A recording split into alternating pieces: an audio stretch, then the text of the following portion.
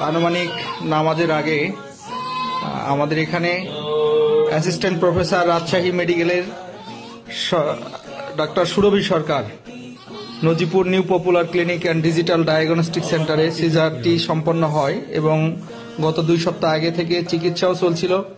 এখন পর্যন্ত দেখতে পাচ্ছেন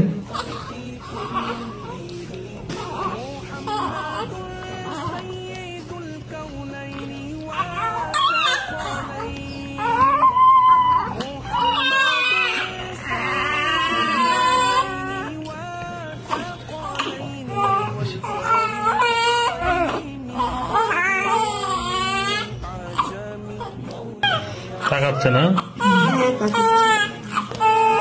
ওরে বাবা, আল্লাহ কেন দিল?